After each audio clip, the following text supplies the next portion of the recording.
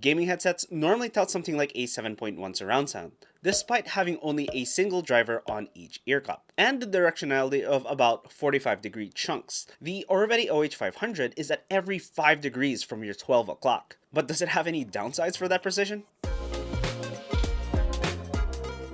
One of the immediate downsides of the Oriveti OH500 is that they are relatively large for a pair of wired IEMs, but that is because inside the resin body are 5 drivers, which is an actual 8.2 if we're going by surround sound naming conventions. Each side has one dynamic driver responsible for the bass, the typical design in most earphones, with 2 pairs of balanced armature drivers, each pair for the mids and the highs. I'll get to how it sounds later in the video. With the OH500, there's a set of unusual double flange ear tips along the regular tips, and some extra memory foam ones. I used the regular ones during the review. Before going deeper into the gaming performance, if you're using the OH500 for sound editing, the directionality can be too precise, where you find yourself a little distracted.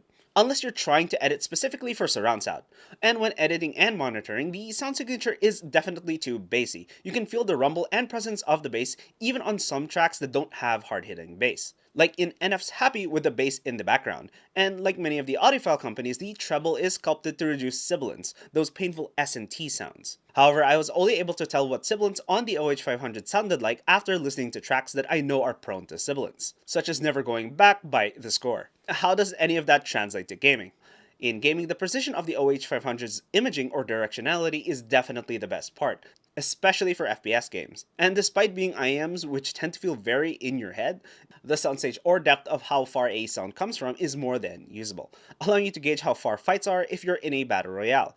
The downside is that the separation of sound is more of a cohesive mix, where it can be hard to pick out distinct sounds in a busy environment, leading to the inability of hearing footsteps of people flanking during a firefight, which is especially useful in FPSs like Overwatch. And coming from behind, the imaging is highly reduced, but is still within 30 degrees from your 6 o'clock position, directly behind you.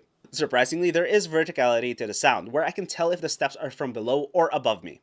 Again, the imaging is reduced to 30 degrees from the 12 o'clock position. But if you're not just playing FPS games, what does the OH500 sound like?